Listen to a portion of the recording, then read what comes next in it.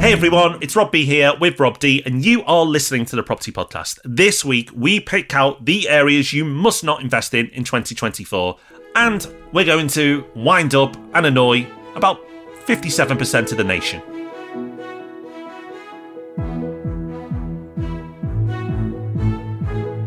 Welcome to the Property Podcast. Thank you for joining us. We spend our weeks advising a multi-million pound property fund, and we did over £100 million worth of property deals last year. This is a show where we pass on some of what we learn along the way for free. Coming up, we're going to be steering you away from some areas that you should not be investing in this year, and potentially saving you from making some expensive mistakes. And make sure you stick around to the end, because in Hub Extra, we've got some tips that could make all the difference to how you research your next investment. Loads of news around at the moment, and probably the most eye-catching story among them you may have seen is the rumour that Rishi Sunak is considering a return to 99% mortgages for first-time buyers. Who would have thought in an election year we'd start seeing things like this?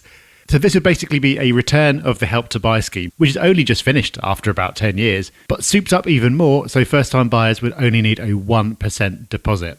This is, of course, going to be a big year of political claims, schemes, ideas, giveaways, you name it. And whether this particular plan comes to fruition or not, housing is going to be a big issue in this election, so there's plenty more where this came from. And there's plenty more news around at the moment as well.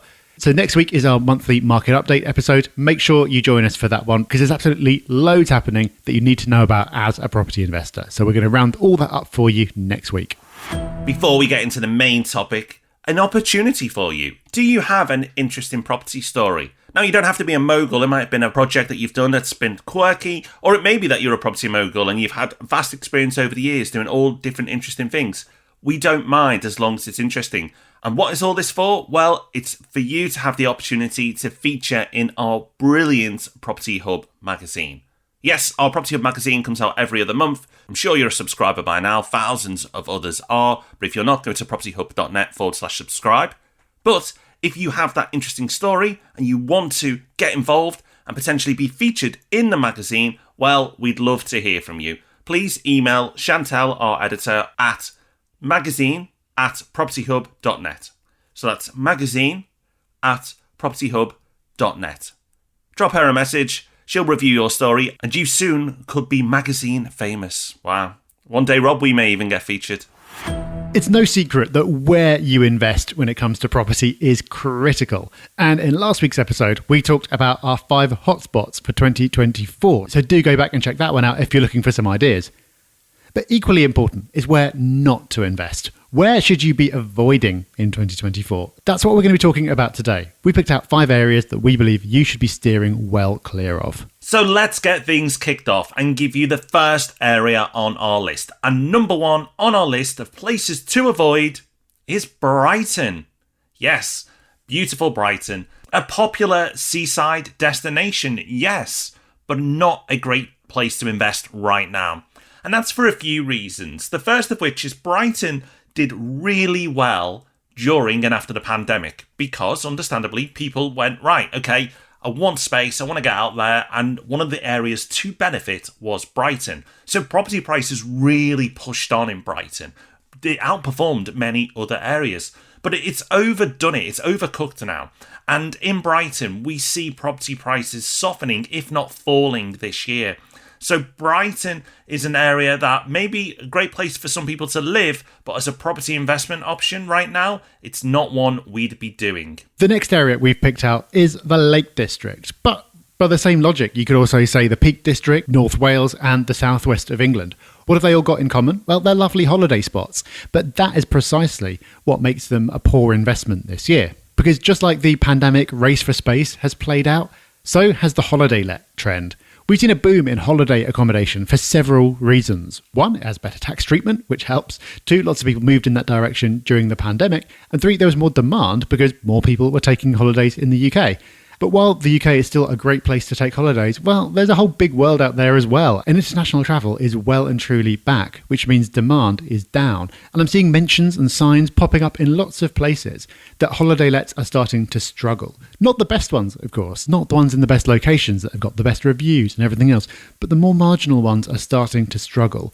So because of those reasons, and because of the likely increase in legislation and restrictions around holiday lets, it's not a market that I would be getting into right now. And of course, because there are so many holiday lets, prices have already been pushed up a great deal in those regions. So I wouldn't be getting in there for a regular buy-to-let either. So that's why I'd be steering clear of the Lake District and other holiday destinations. Okay, a tough and controversial one for the next one on our list, because third on our list is Liverpool. So Liverpool is an incredible city. That is without doubt. I love Liverpool, obviously, being from Liverpool. But it's not Liverpool exactly that we're saying stay clear of. We're actually saying stay clear of new builds in Liverpool. Now, I'm sure some people will invest in new build in Liverpool and do well. But the amount of horror stories coming out of Liverpool is it's appalling, actually. It's a real shame, and it's damaging the reputation of the city. There are numerous developments that have not got out the ground, or have got out the ground and not got any further. And that is really, really disappointing, because it is holding that part of the economy back. And it's a real disappointment to see it, because people lose trust in the investment opportunities within Liverpool. So new build within Liverpool is an area to avoid. Now, that is not to say avoid Liverpool. You can do very, very well, but if you want to invest in Liverpool, our advice is be very, very cautious and careful if you want to invest in the new build in Liverpool. But probably better is look at second-hand stock. So whether it's a second-hand apartment or house within Liverpool, it can be the city centre, it can be other areas. There are great opportunities, and I'm sure there'll be some well-delivered, wonderful new build developments. But for me and Rob, the risk is too high. It's something that we can't recommend. That's why Liverpool makes our list. And next is the list is somewhere that I love and where I'm from, and that is London. Wait, hold up a minute, Rob. You're not from London. Stop bigging it up. You're from Watford. Shut up. Don't tell everyone. Okay, but I live in London and I have done for a long time, and it is a magnificent city, but it is not somewhere that I'd want to be investing right now. And this is not a complicated argument. The difference in property prices in London compared to the rest of the UK is pretty much more stretched than it's ever been. And because properties are so expensive and mortgage rates have gone up by so much, trying to make the numbers work in London is so difficult. And if you're looking for capital growth, yes, over the long term, London will always do well. But over the next, 3, 4, 5 years, it's hard to see how London just doesn't keep languishing. Capital growth prospects are so much better in so many other parts of the country. So if you're looking for an entry point for a very long-term investment and you can get a particularly strong deal because it is a buyer's market right now, then London might make sense. But if you're looking in the shorter term for that magic blend of rental yield and capital growth, London is not the place to look. No, it is not the place to look. Another place, well, actually, you could say country not to look, is Scotland. But Scotland's a pretty big area, so if we were to name a city, well, we'd go with the capital, and that would be Edinburgh. The fundamentals in Scotland, well, parts of Scotland anyway, particularly Glasgow and Edinburgh, are super strong. There's so much to like about the investment opportunity within Scotland, just with one major exception. And it's so big of an exception that far from endorsing Scotland as a place to invest, we'd actually advise you against it right now. And that is the anti-landlord sentiment that the government has there. They seem to be very, very anti-landlord. Now, they might not admit that, but their actions certainly suggest it. And they've tried different measures. The most controversial is probably rent controls, and it's backfired. Rent controls we've covered on this podcast numerous times do not work. It doesn't work for renters and it doesn't work for landlords. What is happening in Scotland is there is a shortage of rental stock, and when stuff does come onto the market, it's going for crazy prices. So while people may not have their rents increased if they stay still and lock into where they live, if they want to move or locate into the area, the rental market is awful. So with so much uncertainty and that anti-landlord sentiment, Edinburgh, Glasgow, Scotland is not a place that we would want to invest this year. All right, so that's the list, and we've said that those are the places that we're not going to invest. But Rob, I'm going to push you a bit. I've said that we'd avoid these areas, but what if I handed you £250,000. And I said, this is a gift for you, Rob. It's yours. The only condition is you go and invest it in property in one of these areas. Would you hand my money back to me? Or if you did invest, which of these areas would you go for? For me, Rob, it's actually an easy one. So it's easy to say don't invest there, but it is also easy to invest there if you take a long-term view. And I do, and I know you do. So taking a long-term view, I would go London. It's a world-famous city. And yes, the yields might be appalling. And we've both predicted that prices will fall there this year. Despite that, because I take a long-term view, London would be the place I'd invest. London has fundamentals galore, more than any other place in the UK. It's a world-famous city. It's an economic powerhouse. It has so much going for it. Investment pours into the city. Some people say too much and should be dished around other parts of the country, but the fact is London gets a lot of money spent on it. And because of that, and for all the other reasons I've mentioned, my answer would be London. What about you? Well, the honest and boring answer is I'd do the same thing, because it's like I was talking about earlier with using it as the entry point for a long-term hold. Would you take an investment in London? Yeah, of course you would. But if you've got scarce resources to invest, which in reality all of us do, there are better opportunities. But to avoid being boring, I would go Scotland, because I think there is so much to like about so many investment locations in Scotland. If you take all the political stuff out of the way, it has got a lot of capital growth potential because of how undervalued it still is compared to other parts of the UK. And the yields are pretty good until some rent cap gets put in place at least. So I would go for Scotland, but what I would do is do a lot of research into location and do a lot of research into finding a really fantastic letting agent who would do some thorough reference checks, because it's very much the case of once you've got a tenant in, it's not easy to get them out unless they want to. So with those caveats in place, that's what I would do. Okay, Rob, let's mix things up now. We've talked about where we would invest, but out of the list, I want you to pick the worst. Like, which area would you not invest in? So if you were forced to invest in all the areas but one, and you could get away with not investing in one of these areas, which area would it be? I've upset so many people on this podcast over the years, and I'm about to do it again. And this time I'm going to upset quite a lot of people who are relatively close to where I live.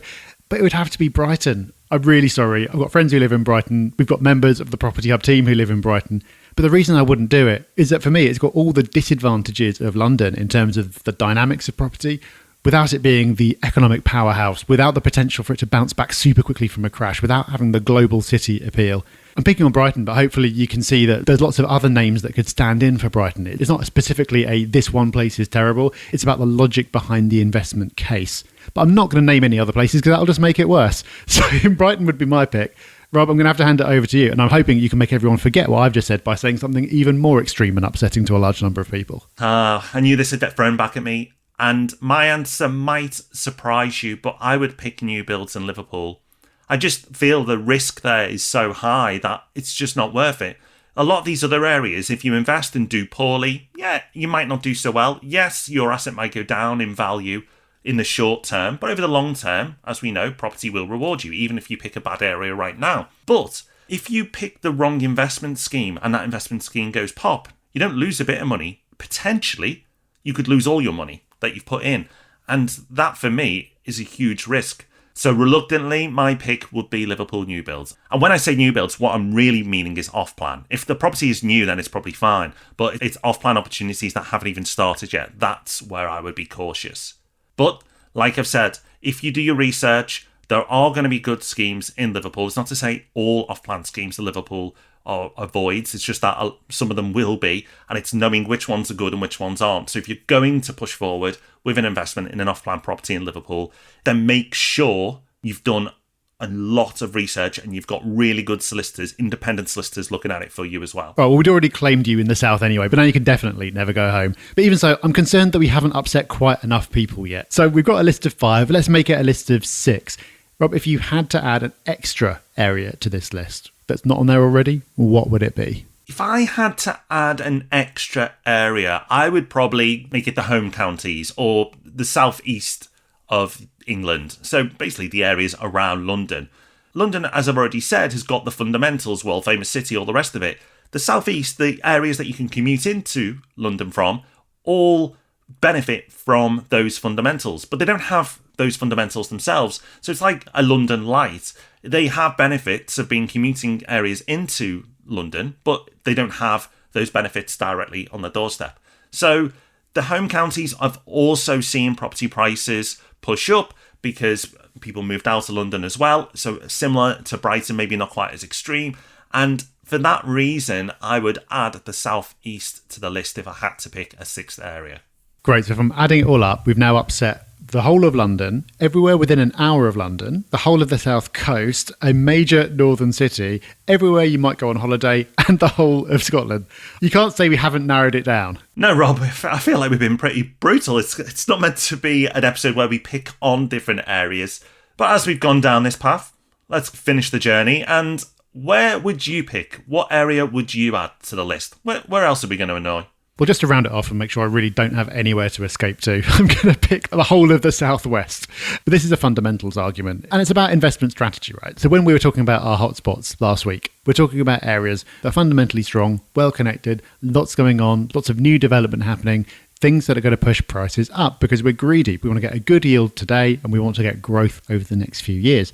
So the Southwest has got a lot going for it, but it doesn't have that. So for this particular investment strategy, it's an area I'd be avoiding. But of course, it should go without saying. But there are obviously thousands and thousands of people making property investment for work really well for them in all these areas. Okay, Rob. Next, we've got what accents annoy you the most? No, I'm really joking.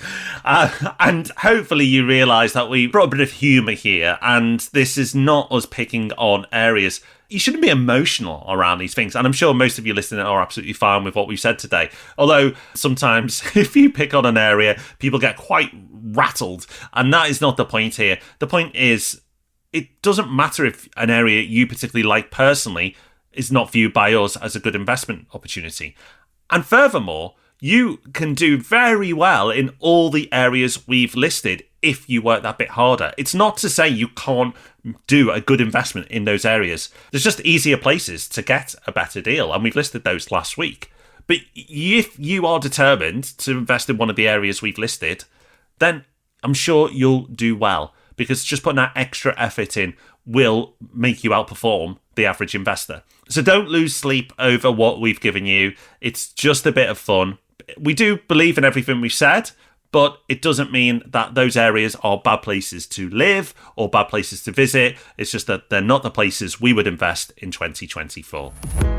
Well, Rob, this is the part of the show where we were planning to ask listeners for a favour, but I'm not sure this is exactly the right time because we've possibly just upset a lot of listeners. So how about we do Hub Extra, the part of the show where we bring a little bit more, an extra resource, something useful, something that'll help people forget what we've just been talking about. Then we'll come back to what I was going to say. I think you're right, Rob. Let's build up even more value. And the value that we're going to give you today is how we are using AI.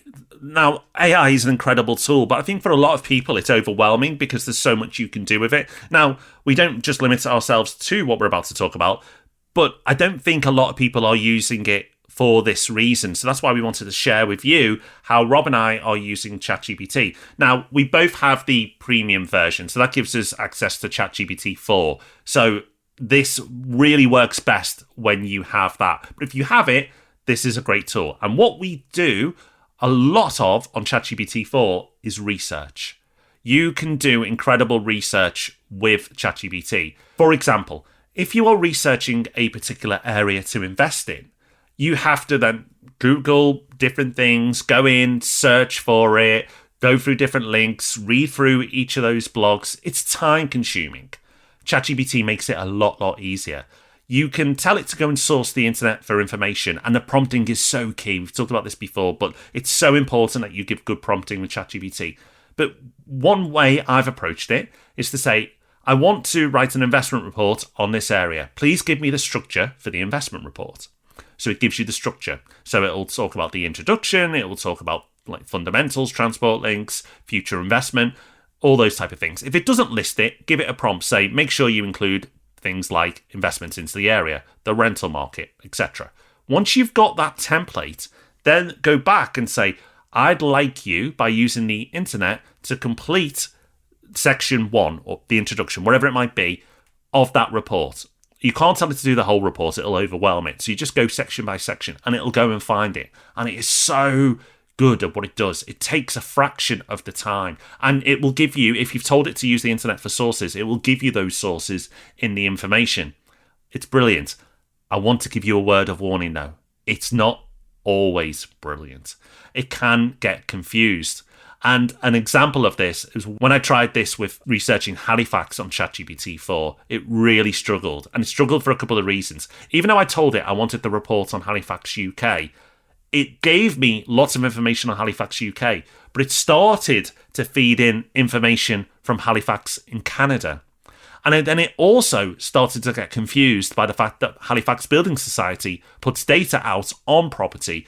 And it got confused thinking that the Halifax data was about Halifax, the place. Now, that's the worst I've actually seen it perform. And I've tried this with different areas and it works much better. But I'm just warning you that it's not perfect, but it is very impressive. And you could do this with any subject. I'm one of those people that once I'm interested in something, I like to deep dive. And I've used ChatGPT for loads of different things to help me understand and research different areas. So use it however you want. I've given you a property example, but I'm sure you can think of many other ways you could use it in your life. Just remember, though, to double check its work because sometimes it can be wrong. All of those can be used whatever you're researching, as can reprompting. So if you get a result that isn't what you wanted or it says it can't do it, ask again in a different way. Just how you phrase the question, how you give the prompt can make all the difference. So I think when people try AI and are disappointed with it, it's often because they're not prompting it well. So do try some of those techniques that Rob's mentioned because I think you'll find you get far better results.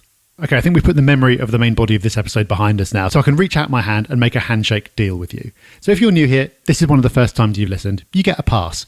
If not, if you've listened to this podcast 5 times or more, then you need to pay. This podcast is not free. You need to pay us in one of 2 ways. You either need to go over to our YouTube channel and hit subscribe, or you need to pass this podcast on to a friend. That's it. That'll be your payment made. So you may not have realised when you started listening that's the contract you're entering into, but it is. And we've delivered our side of the bargain now, so it's time for you to do yours. It really makes all the difference in terms of helping the podcast grow. It might not seem like much, but we've seen the impact it has when just some listeners do this. And of course, by sharing the show, you're directly potentially making a big impact on someone else. So if you've got a friend or family member who's talking about investing in property at the start of the year, and well, it's February now, if they still haven't done anything, tell them about this show. Grab their phone, download a few of your favourite episodes for them, and get them on the right track. They will appreciate your support, and we do too. We certainly do. And we certainly appreciate it if you join us in written form on Sunday with the Sunday Times. Check us out in the home section. And, of course, we'll be back with Ask Rob and Rob on Tuesday. We just keep churning out the content, so let's shake on it, guys. And we'll be back, of course, next Thursday with the Property Podcast. So until all those wonderful things occur, take care, have fun, bye-bye. Bye-bye.